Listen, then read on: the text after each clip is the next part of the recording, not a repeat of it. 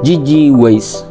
የ9 ዓመት ልጅ ሳለሁ ከጳውሎስ ተነስቼ አጎቶቼ ወደሚሰሩበት አሜሪካ ግቢ እያመራው ሳለ ነበር አውቶቡስ ተራ አዲስ ከተማ ትምህርት ቤት ፊት ለፊት ከነበረው ሙዚቃ ቤት በር ላይ አንዲት ጎፈሬ ምስሏ ተለጥፎ ያየሁት።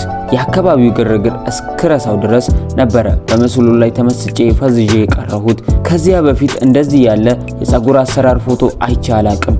ቤታችን ውስጥም በተደጋጋሚ ይደመጥ ከነበረው የዓለማየሁ እሸቱ ዘፈኖች ውጪ ትዝ የሚለኝ ዘፈን የለም። የሚያስገርመው ግን ሳምንት ሳይቆይ አውቶቡስ ተራ ያየኋት የዚያች ጎፈሬ ምስል የያዘ ካሴት የካሴት መደርደሪያ አናት ላይ ጉብ ብሎ አየሁት። ፈገግታዊ ወደር አልነበረው። ከዚያ ወዲያ ስራዬ የእርሷን ዘፈን መኮምኮም ሆኖ አረፈው። በሷ ምክንያት ቴፕ አበላሽቼ አውቃለሁ። ያቺ ጎፈሬ ጂጂ ወይም እጅጋየሁ ሽባባው ነበረች። እኔም ገና በልጅነቴ የእርሷ አድናቂ ሆንኩኝ። ክርስቲያን ከሆንኩ በኋላ ግን ከዘፈን ጋር የማይተዋወቁ የሁለት ዓለም ሰዎች ሆንን። ጂጂ ብታወጣም እንኳን የማልሰማ ድንዙስ ሆኜ አረፍኩት።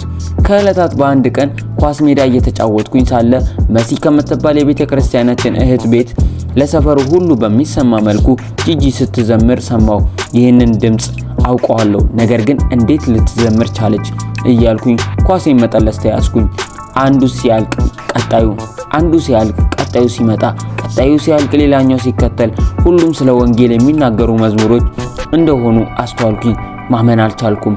ጂጂ ጌታን ተቀበለች ማለት ነው እያልኩኝ በውስጤ እያብሰለሰልኩ በደስታ እየፈነጠስኩ ነበረ። በጊዜው መዝሙር ማግኘት ቀላል አልነበረምና የት አግኝቼው ሙሉውን እንደማዳመጥ አላውቅም ነበረ። እድሜ ለመሲ ይሁን ለሰፈሩ ሁሉ እንዲሰማ አድርጋ ቴፖን ስለምትከፍት አንድ ሁለት ጊዜ የአጥር ግድግዳቸውን ተደግፌ ሁሉንም መዝሙሮች ለመኮምኮም ቻልኩኝ።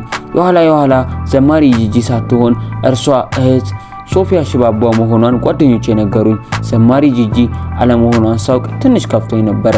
ይሁን እንጂ ከዚህ በላይ ወደ ጌታ አለመምጣቷ አሳዝኖኝ እንደነበረ አስታውሳለሁ። በዚህ ሁሉ ገጠመኝ ውስጥ ግን የሶፊ ስማ በለው የተሰኘው የዝማሬ ሰንዱቅ ወድጄው አረፍኩት። በማያረጁ ሙዚቃ፣ በማይጣል ግሩም የግጥም ድርደራ እና ፍስስ በሚያደርጉ ጡም ዜማ የተሞላ ሰንዱቅ ነው። አዳዲስ እና ጆሮ የሚይዙ ሐሳቦች የያዙ ሰንዱቅ ነው። በበኩሌ እስካሁን ድረስ ስሰማው እጽናናለሁ፣ እበረታለሁ፣ መልሼ አደምጣዋለሁ። በተለይ ምንም ቢሆን ታሪክ፣ መልካም ነህ፣ ይገባ ነበር ወይም እና የእኔ ምስጋና የተሰኙትን ደጋግሜ የማዳመጣቸው መዝሙሮቼ ናቸው።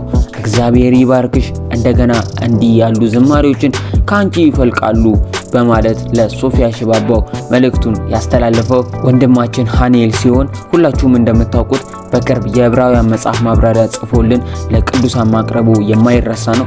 ቪዲዮውን ከወደዳችሁት ላይክ፣ ሼር ማድረግ እንዳይረሳ። ለቻናሉ አዲስ ከሆናችሁ ቻናሉን ሰብስክራይብ በማድረግ ቤተሰብ ሁኑ እንላለን። እግዚአብሔር በልጁ የሰጠው ጸጋ በሁላችሁም ቤት ይገኝላችሁ እያልን እኛ ከወዲሁ ተሰናበትን። ቸር ሰንብቱ።